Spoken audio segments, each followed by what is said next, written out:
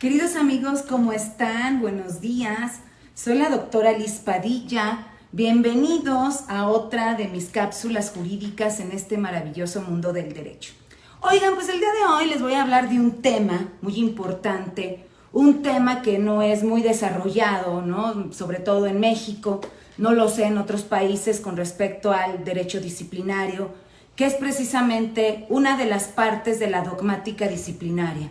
Y es la parte de la cuestión del autor. ¿Cómo determinar en el derecho disciplinario cuando se le debe considerar a un servidor público autor? Te lo comento porque en la Ley General de Responsabilidades Administrativas tenemos tipos que inmiscuyen a otras personas que auxilian, por decirlo de una forma, ¿no? Pudiéramos pensar que participan con el servidor público para la comisión de un hecho ilícito, que se llama en el derecho disciplinario falta administrativa, sea grave o no grave. Por ejemplo, en el artículo 52 de la Ley General con respecto a la falta administrativa grave de cohecho, evidentemente la parte de la autoría va direccionada hacia el servidor público que directamente comete el ilícito, es decir, el servidor público que obtiene, pretende obtener, exige algún dinero o bienes con motivo de sus funciones y que además no corresponda a su remuneración, ya sea para sí o para otra persona que menciona el artículo propio 52. Pero también prevé dentro del tipo el elemento de que este servidor público lo puede hacer a través de un tercero. Entonces la pregunta clave implica, ¿a este tercero también se le puede sancionar desde una perspectiva del derecho disciplinario? La respuesta es depende, pero evidentemente desde la falta administrativa grave de cohecho no se le podría sancionar. Me doy a entender. Fíjate cómo está el punto. El punto es que, por ejemplo, en materia penal existe un artículo específico, el artículo 13 del Código Penal Federal, por ejemplo, donde se encuentran todos los autores del delito. Es decir, el instigador, el autor material, el autor inmediato, mediato, como tú los quieras determinar. También el partícipe, por ejemplo, la coautoría. Pero en la Ley General de Responsabilidades Administrativas no tenemos ese artículo. Por ende, no podemos pasar esa figura del derecho penal al derecho disciplinario. Entonces, ¿qué es lo que debemos hacer? De entrada, hay una teoría, tú la conoces, Belsel, ¿no? Maestro de Jacobs, evidentemente, que señala la teoría del dominio del hecho. ¿A qué se refiere la teoría del dominio del hecho?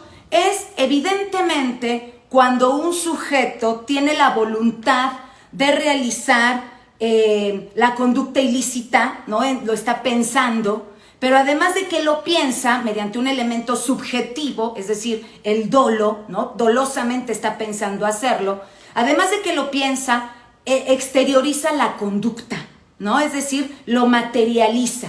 Esa es como que la primera teoría del dominio del hecho.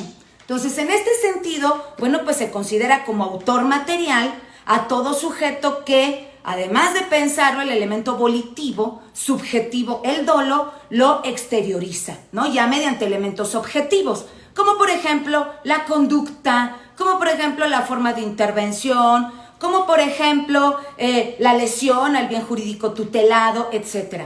Sin embargo, esta teoría de Belsel se fue desarrollando con el tiempo y evidentemente se llegó a la conclusión de que no solamente el sujeto que tiene la voluntad y lo exterioriza tiene el dominio del hecho, sino que también el sujeto, ¿no? Evidentemente que tiene todos los elementos para controlar, ¿no? El rango de la conducta típica hasta su materialización.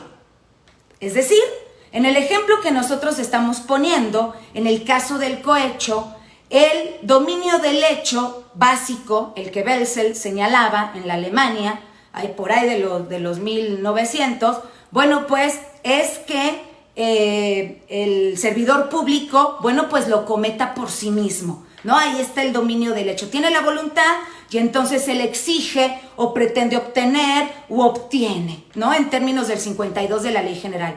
Pero ya avanzado, ¿no?, esta teoría del dominio del hecho, si nosotros solamente nos quedáramos en la voluntad y en la realización, entonces no pudiéramos sancionar al servidor público cuando actuara a través de otro.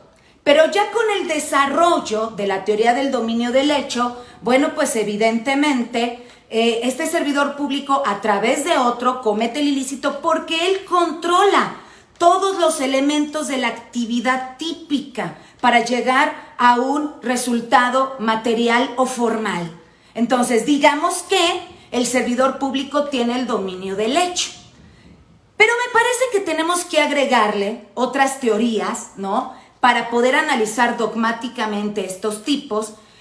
Por ejemplo, la del profesor Roxin, ¿no?, quien fue el primero, fíjate, un penalista, el penalista más importante, fue el primero que desarrolló los delitos por infracción del deber. ¿Qué quiere decir? En materia de los servidores públicos, bueno, pues los servidores públicos tienen el deber funcional de realizar lo que la administración pública les está exigiendo. Entonces nos dice el profesor Roxin que en el centro de los delitos de infracción del deber, como en nuestro caso, lo constituye el deber especial del autor. Entonces nos dice Roxin, no es necesario que tenga el dominio del hecho. Basta con que infrinja la norma que evidentemente el Estado le está determinando que tiene que cumplir. Pero no es suficiente, ¿no?, con la teoría del profesor Roxin, digo con todo respeto, de acuerdo a las normas que nosotros tenemos, no es suficiente que nosotros analicemos la autoría desde esa perspectiva, sino que nuestras leyes, por ejemplo, ¿no?, en el Código Penal, hablemos desde el derecho penal y luego nos vamos al disciplinario, en el Código Penal hay artículos específicos que nos hablan de los elementos subjetivos del tipo, es decir, nos hablan del del dolo y nos hablan de la culpa. Entonces no bastaría con la mera infracción del deber, sino que la Fiscalía tiene que determinar el dolo o la culpa, el elemento subjetivo. Y además tendrá que determinar también, demostrar los elementos objetivos del tipo, es decir, el sujeto activo, el sujeto pasivo, el resultado material o formal, la intervención ilícita, la lesión al bien jurídico tutelado, el nexo causal, ¿no?, para efecto de poder hacer el resultado material o formal, para efecto de poder hacer una imputación objetiva. Si tú te preguntas qué es una imputación objetiva en materia disciplinaria es cuando la autoridad investigadora califica la falta administrativa. Y determina que probablemente la cometió el servidor público. Esa es la imputación objetiva, no es imputabilidad. Imputabilidad es cuando se me demuestra todo y cuando, bueno, ya se resuelve, ¿no?, que el servidor público tiene responsabilidad. Entonces, ¿qué pasa en materia disciplinaria? En materia disciplinaria pasa exactamente lo mismo. Claro que en la Ley General de Responsabilidades Administrativas no tenemos un artículo que determine específicamente qué es el dolo, es decir, que lo describa, o que describa con especificidad igual la culpa. Sin embargo, sí tenemos artículos en la Ley General que nos hablan del dolo y nos hablan de la culpa. Por ejemplo, el artículo 77 de la Ley General de Responsabilidades Administrativas señala que la autoridad resolutora se puede abstener de resolver cuando el servidor público en una falta administrativa no grave no haya actuado con dolo. ¿Ya te diste cuenta? Entonces, la ley general exige que se demuestre desde una perspectiva dogmática el elemento subjetivo del dolo. Es decir, no basta con la mera infracción del deber funcional, porque entonces estaríamos evidentemente dejando de un lado todos estos elementos que nos está pidiendo la norma para efecto de poder demostrar la culpabilidad o la responsabilidad. ¿Por qué digo culpabilidad? En materia disciplinaria, checa el 135 de la Ley General. Ahí te habla del concepto de culpabilidad. Entonces, evidentemente, los elementos objetivos, ¿de dónde los vamos a sacar? Los elementos objetivos nosotros los tenemos que desarrollar desde el propio tipo disciplinario. ¿Dónde está la base de estos elementos objetivos? En el artículo 51 de la Ley General. Nos habla, ¿no?, que las faltas administrativas se cometerán, evidentemente, mediante acciones u omisiones. Ya tenemos una conducta. Entonces, a partir de esa conducta, existe un resultado material o formal, que eso lo vamos a sacar del tipo disciplinario, porque tenemos un catálogo de tipo disciplinario. Evidentemente, no se te olvide, por favor, el principio de taxatividad en las faltas administrativas abiertas, ¿no?, que así le llamo yo en mi libro. Entonces, evidentemente, tenemos la lesión a un bien jurídico tutelado, que es la función pública, por supuesto, ¿no?, el cual, en términos del 22 constitucional, primer párrafo, última parte, se tendrá que demostrar. Si no, bueno, pues evidentemente no se puede sancionar al servidor público. También, claro, todos los elementos del nexo causal, es decir, cuáles fueron, ¿no?, las actuaciones o los actos que realizó el servidor público a través de un tercero. Entonces, ya tenemos los elementos objetivos subjetivos, ¿no? No solamente basta la infracción al deber funcional, sino que la Ley General nos está solicitando. ¿Qué otro artículo tenemos? Si tú te vas al artículo primero, párrafo cuarto, de la Ley Orgánica del Tribunal Federal de Justicia Administrativa, te está solicitando, ¿no?, entre varios elementos, presunción de inocencia, los derechos humanos, ¿no?, observancia de los derechos humanos, etcétera. Te está solicitando dos elementos que para mí son importantes en este tema que te estoy señalando. El elemento de la tipicidad.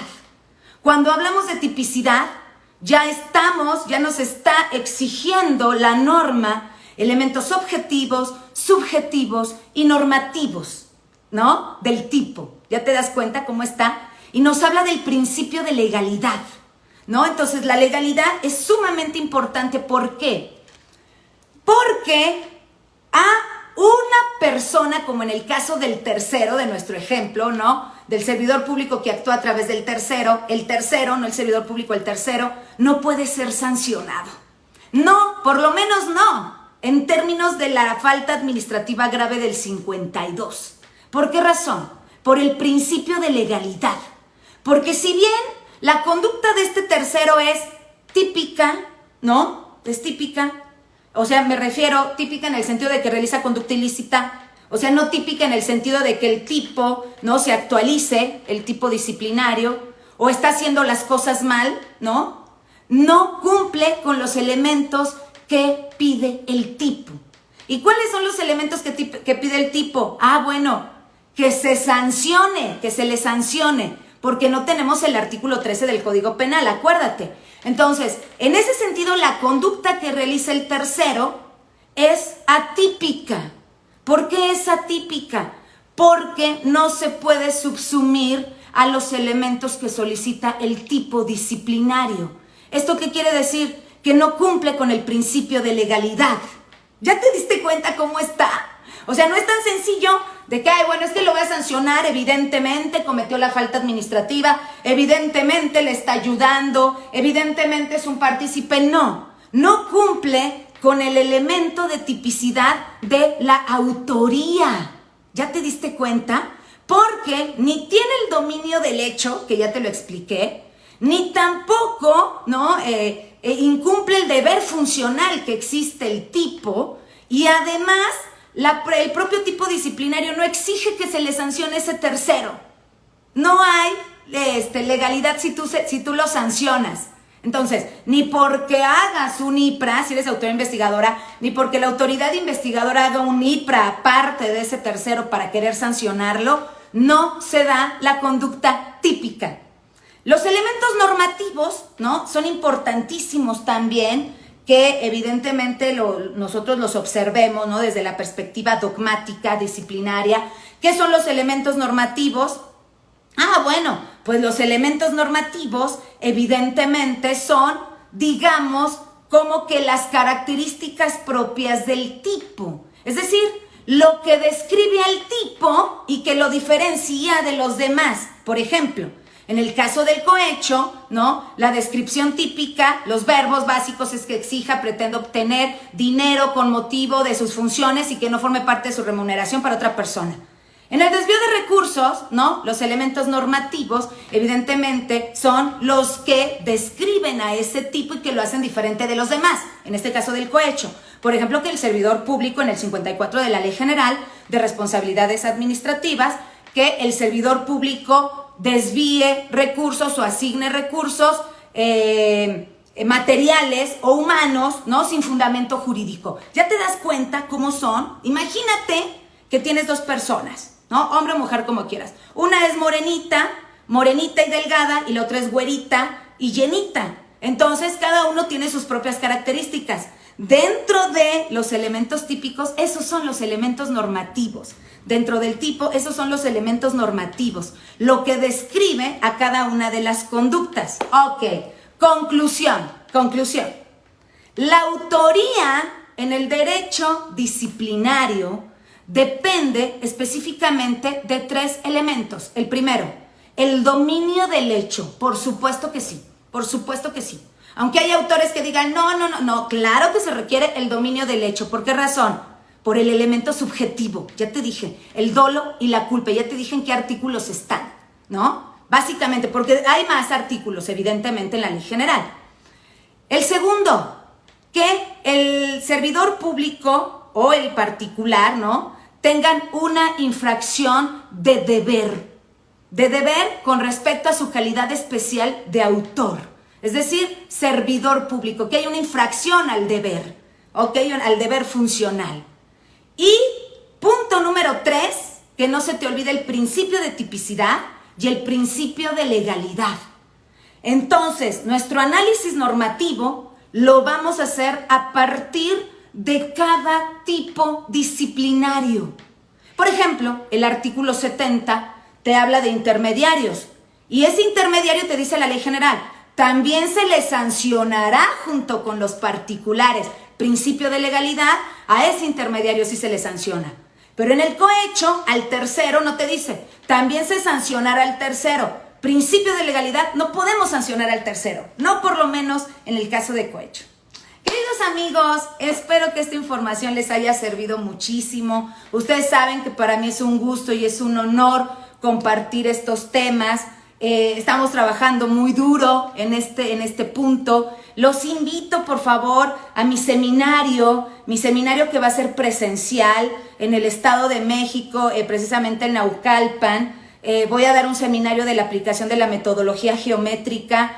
Esto que les dije hoy es un 1% de la metodología geométrica, un 1% del triángulo, de lo que yo le llamo el triángulo en mi metodología geométrica, que es importantísimo. Los voy a capacitar durante 5 horas, ¿no? 5 horas, y en el transcurso en el cual, porque para mí es muy importante este libro, por eso hice este evento, ¿no? Es muy importante, yo creo que es una de las investigaciones más duras que he tenido en mi vida, ¿no? Y además de echarle mucha mentalidad, cañón, mucho intelectual, estudiar mucho, por eso estoy haciendo este evento. En el transcurso de la capacitación vamos a desayunar juntos, yo tengo muchas ganas de verlos, vamos a desayunar juntos y quiero que estén a gusto, quiero que estemos a gusto.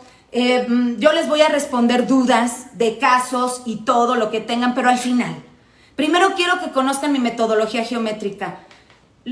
Evidentemente hay una cuota de recuperación, sí hay una cuota de recuperación porque, bueno, digo, es importante la cuota de recuperación. Ustedes se van a llevar el libro, ustedes se van a llevar la capacitación, ustedes se van a llevar la constancia con valor curricular y además vamos a pasar un rato maravilloso, me parece. ¿Cuándo va a ser? El 1 de octubre.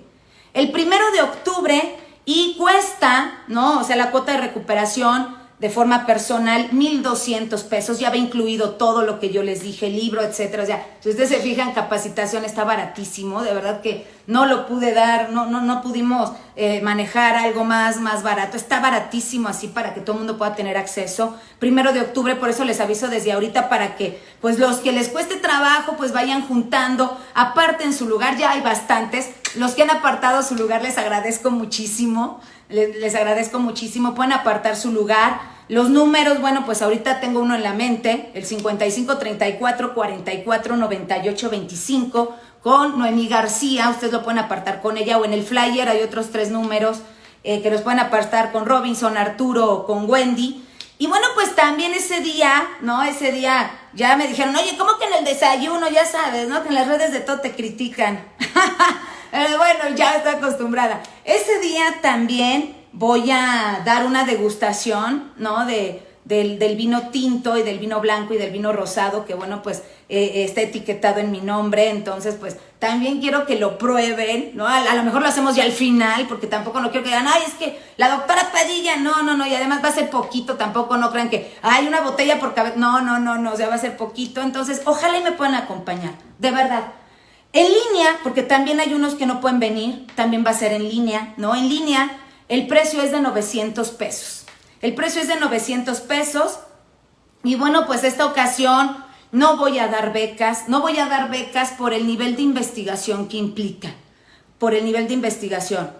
Esto es muy difícil darlo en cápsulas jurídicas, la metodología geométrica. Yo tendría que hacer unas 200 cápsulas jurídicas de mínimo, ¿no? Para efecto de demostrarles cada uno de los puntos de esta metodología geométrica. Por eso, la parte de la capacitación. Ojalá y me puedan acompañar, de verdad. Para mí va a ser un gusto enorme, ver además toda la gente que ya me sigue, toda la gente que está conmigo desde hace tiempo, que esto que yo estoy diciendo lo entiende perfectamente, porque se ha capacitado, porque sigue mis cápsulas jurídicas, porque está conmigo en todos los cursos, porque tiene todos mis libros, etcétera. Bueno, también ya sé que van a estar, ya sé que están, algunos de ahí les digo, ya compraron boletos, otros me dijeron, doctora, ¿sabe qué? Ya tenemos el tema. Entonces, bueno, pues los espero con mucho gusto. Sígueme por mis redes sociales, mañana el podcast, acuérdate también, a mucha información jurídica. Sígueme por mis redes sociales, Liz Padilla, dame seguir. Si crees que esta información es importante, compártela, porfa. No todo es procedimiento, el procedimiento es muy importante, evidentemente sí, y forma parte de la metodología geométrica. Tú te vas a dar cuenta cómo vamos a combinar el procedimiento con la parte dogmática disciplinaria. Pero insisto, no todo es procedimiento, porque los temas se caen en los colegiados, ¿no? Entonces hay que entrarle a la parte de la dogmática disciplinaria, ya le estamos entrando, ya después les tengo otra sorpresa, pero no lo voy a decir, sino que más adelante. Y bueno, pues también en Twitter, LZBet Padilla 2, me puedes seguir por ahí, si te es más fácil en Twitter. En Instagram estoy como doctora-Liz-Padilla, sígueme por Instagram, ahí hay varias fotillos. Y bueno, pues también suscríbete a mi canal de YouTube, Doctora Liz Padilla.